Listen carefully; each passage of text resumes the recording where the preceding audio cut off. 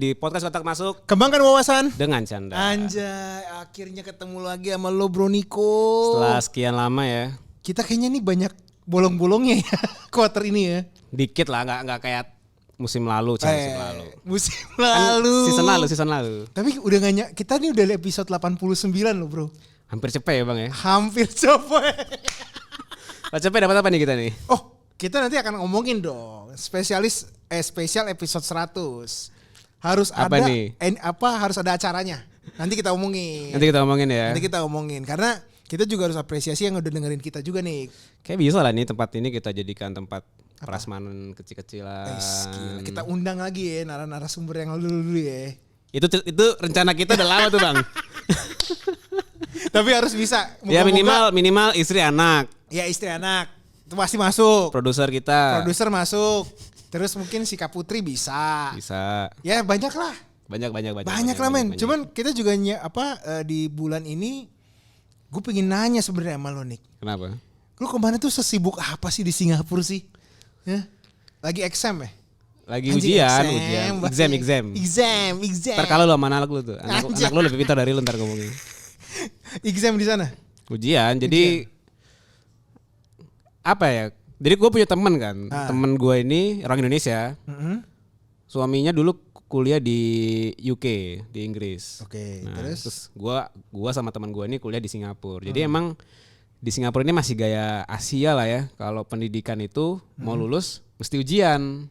Oh. Kalau di UK itu nggak usah ujian, jadi tinggal tugas aja, tugas akhir lah istilah gitu. Oh, jadi lo harus ujian dulu baru bisa lulus gitu. Iya, ada tugas akhir, ada ujian. Nah, ujian semester lah ya. Nah, setelah ujian semester untuk syarat kelulusan gue harus ada kayak proyek sama klien lah gitu. Nah, kliennya udah dicariin kampus sih, jadi gue tinggal.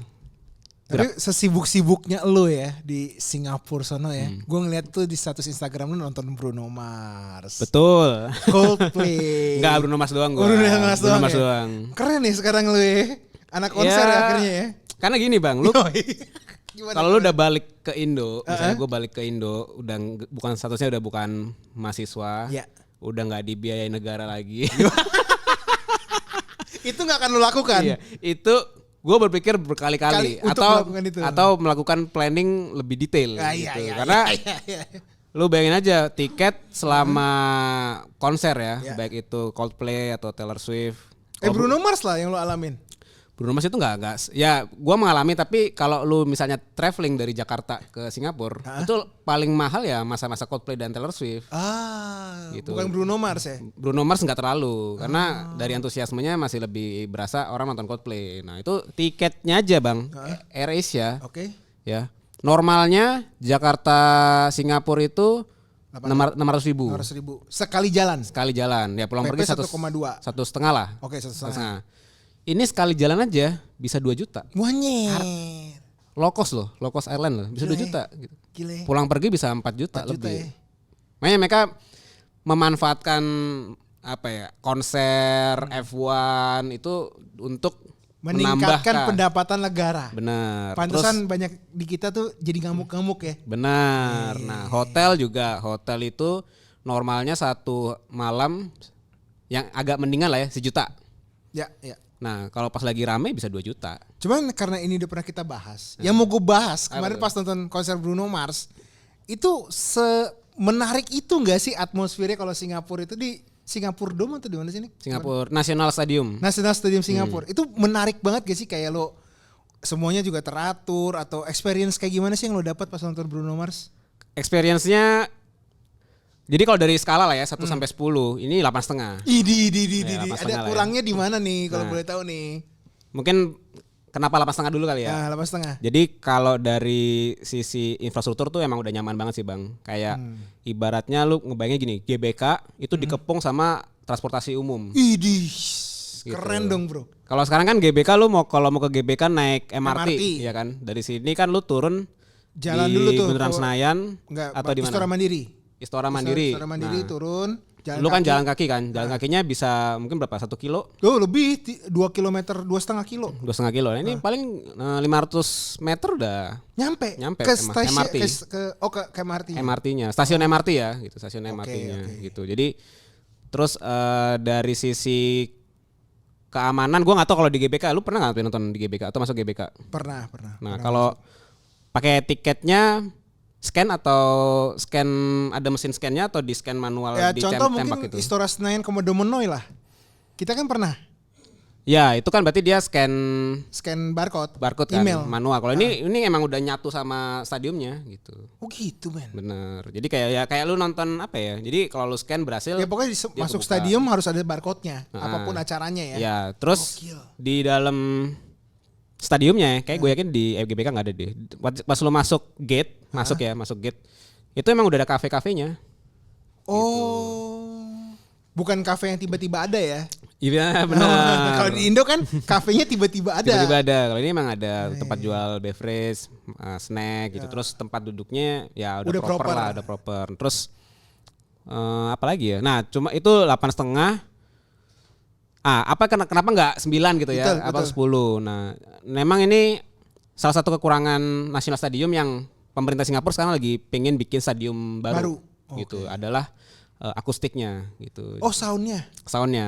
Ini sama kayak lebih parah daripada Komodo Menoy, apa ini lebih baik? Kalau Komodo Menoy itu kan ada titik-titik nggak kedengeran kan? Yes. Kalau ini masih kedengeran tapi nggak SD lah gitu. Kualitinya tuh nggak SD gitu. Bukan Dolby Surround ya. Ya, jadi kayak mungkin 320p. Tapi ini maksudnya dari sisi kualitas suara ya. Jadi beberapa orang bilang kalau nonton Coldplay mungkin di GBK itu suaranya masih lebih bagus. Karena dia harus bangun stadion sih, karena Indonesian Arena tuh udah jadi kan sekarang kan. Dan kalau memang pemerintah Indonesia mau narik artis-artis luar negeri ke Indonesia Arena, mungkin Singapura akan kalah loh men. Bisa jadi. Iya kan? Memang kelebihannya Singapura dia lebih ke sustainability-nya kan. Jadi orang kalau mau ke stadium itu berbagai macam sarana tuh ada gitu. Dia benar akses. Kita memang lagi baru ngebangun aksesnya. Kebalik Gimana? sih. Di GBK apa di JIS nih? udah pasti gak tahu ya. Kalau menurut gua Indonesia Arena yang di Senayan nih. Senayan ya. Yang kemarin jadi pesta basket FIBA itu loh. Ya.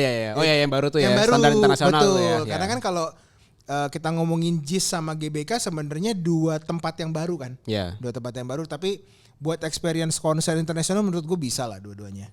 But lo udah berapa lama sih di Singapura kalau di total? Dari Agustus tahun lalu ya, berarti hampir setahun ya 9-10 bulan lah. Gimana no? Di 10 bulan lo kemarin udah cerita terkait makanan, konser. So what's your next story nih Nick di episode kita Nick? Gue lebih tergelitik aja sama opini-opini di lini masa ya sih. Anjir lini masa. Kan beberapa orang kan mungkin dengan situasi terbaru gitu ya. Ada kepikiran pindah negara gitu. Dari Indonesia? Dari Indonesia keluar. Keluar kan. Nah kan sering juga dibahas apa jadi warga Singapura nih. Gitu kan. Nah ada dua view lah. Ada view yang pro dengan pemikiran lebih enak jadi warga Singapura. Ada yang kontra dengan jadi warga Singapura gitu. Nah gue tuh sebenarnya tergelitik karena setelah 8 bulan dan hidup sebagai penduduk bukan sebagai turis itu kayak gue bisa kasih sedikit bayangan lah gitu loh. Kayak gimana sih? Jadi yang pertama kalau di Singapura itu orang pro Singapura karena pemerintahnya itu tidak ada indikasi korupsi, ya kan? Oke. Maksudnya gimana? Jadi maksudnya apapun duit yang terkumpul dari pajak semuanya itu memang untuk balik ke rakyat. Yes. Baik itu dalam bentuk BLT gitu ya, bantuan langsung tunai, bentuk potongan diskon lu beli di supermarket, ataupun tunjangan-tunjangan subsidi KPR dan segala macam lah. Ya itu gue rasain, maksudnya memang orang dengan penghasilan kategori minim Singapura itu tetap bisa beli rumah lah gitu. Tapi memang cicilannya semua harus dibantu gitu. Terus transportasi umum semua terjangkau apa segala macam gitulah. Penghijauan, terutama penghijauan sih bang, karena gue juga sambil tugas akhir juga ada penelitian gitu ya. Ya salah satunya kenapa orang Singapura itu bahkan sampai umur tua pun lah, lu kan sangat menemukan banyak sekali orang tua gitu ya di Singapura masih kuat jalan gitu loh, karena memang infrastrukturnya tuh dibuat untuk kita tuh bergerak, jalan kaki apa segala macem. Nah itu kesimpulannya adalah yang gua rasakan kalau gue hidup di Singapura, gue pasti hidup lebih sehat. Kecuali kena asap dari Indonesia. Ya benar. Kecuali kena asap dari Indonesia. Asap kiriman. Ya, Tapi kayaknya sih hampir setelah pandemi udah nggak ada lagi kasus itu ya.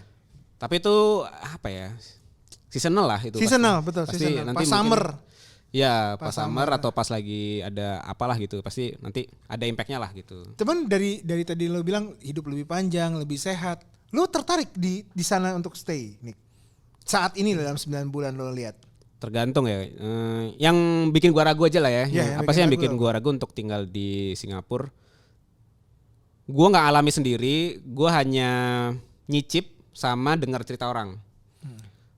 Memang kecenderungannya orang Singapura itu kalau kerja itu ya kerja aja gitu. Tidak ada hubungan pertemanan gitu. Gak kayak kita sekarang. Gak kayak kita sekarang lah. Atau gak kayak kita sama bos-bos kita dulu lah. Oh gitu. iya.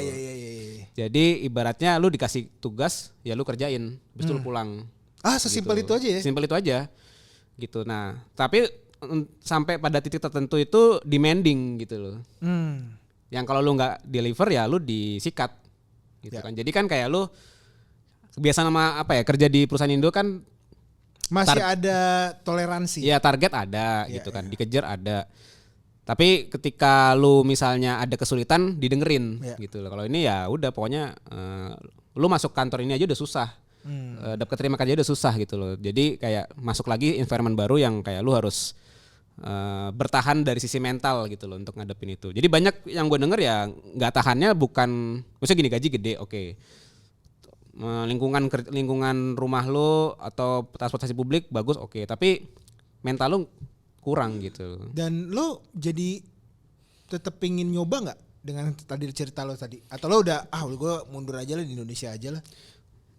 Makanya nih kalau gue kan nggak ngerasain langsung ya karena gue belum pernah kerja, tapi gue cuma nyicip dalam pengertian kerja kelompok sama orang Singapura pas segala macem. Sebenarnya selama lo bisa proof bahwa gue walaupun orang Indonesia tapi gue capable kok gitu, gue kompeten, kayaknya lu akan diterima dan lu akan mulai masuk ke dalam ininya mereka nih, kayak circle-nya mereka gitu loh. Jadi memang pintar-pintar kita aja sih sebenarnya gitu. Kayak kalau tanya gue mau nggak kerja di Singapura, mau, gue memikirkan, tapi idealnya gue nggak kerja tapi gue punya bisnis. Wih, gitu. Bukan buat ayam bakar ini kan? Ayam bakar Broniko nggak ada kan? Gak ya? Ayam penyet ya. Ayam penyet sama bebek goreng banyak tuh. Banyak ya? Banyak. Ya. Lo udah kebayang nih mau buka usaha apa kira-kira, kan udah 9 bulan kan. Lo juga udah ngeliat bisnis-bisnis yang di sana akan seperti apa. Lo ada kepikiran terbersit lo udah pingin apa nggak di sana? Masih hubungan dengan ini ya, investasi dan keuangan sih. Gitu. Karena kalau misalnya bisnis yang buka lapak di sana sih kayaknya enggak lah kayaknya. Kecuali mungkin makanan kali ya gitu. Tapi enggak, mungkin gue akan tetap fokus ke inilah kompetensi gue lah cie. Oke, kalau lo udah ngomongin diri lo, gimana kalau misalnya keluarga lo juga lo pindahin ke sana nih? Kira-kira budayanya akan beda banget gak sih? Atau lo ada ketakutan sendiri, udahlah keluarga gue di Indo aja gitu? Enggak sih, karena waktu pengalaman kemarin kan gue sempat ngajak istri sama anak tinggal seminggu 2 minggu. Kebetulan memang tetangga kami itu sebelah kiri sampai ujung itu memang orang Melayu. Jadi sebenarnya nggak terlalu matters gitu. Mungkin kalau gua masuk ke environment yang banyak orang turunan Chinese-nya mungkin bisa beda lagi gitu. Karena di Singapura kan memang 80% kan memang turunan Chinese kan. Jadi kebalik nih. Nah, tapi karena gua hidup di lingkungan yang ada culture Melayunya, jadi gue masih kayak ngerasa oke lah gitu. Nah mungkin kalau gue pindah, kalau gue ngajak keluarga gue ya paling gue akan nyari environment yang memang ya antara orang-orang Melayu itu mungkin. Gitu. Dan kalau lo lihat di Singapura itu, misalnya lo pindah sama keluarga lo, istri lo harus kerja nggak atau dia bisa stay di rumah aja dan udah lo bisa cukupin lah dari penglihatan lo sampai sekarang gimana nih? Cukup sih harusnya ya. Kalau satu gardan. Cukup. Jadi ini iseng ya, kalian lu bisa googling lah. Apa? Di gaji dosen di kampus. Berapa tuh kayaknya? Jadi gaji, gue bilang sih namanya tuh asisten atau associate profesor ya, asisten profesor lah. Jadi belum sampai level yang profesor. Itu 1 bulan itu bisa 10.000 sampai 12.000 Singapura dolar. 110 juta sampai 144 juta. Wih. Gitu. Nah, paling potong-potong biaya tempat living tinggal cost apa di sana. segala macem ya masih cukup lah. Paling setengahnya masih bisa lu saving gitu. Itu pajak berapa sih di sana untuk penghasilan pribadi nih? Lebih yang jelas lebih kecil daripada Indo, cuman angkanya gue lupa. Tapi dia progresif juga gitu. Oh, progresif berdasarkan penghasilan. Orang PPN kita 11% kan? Yes. Di sana PPN-nya 9% gitu. Jadi PPH? PPH-nya lebih kecil kok. kecil ya? Kayaknya lebih kecil deh. Wow, keren.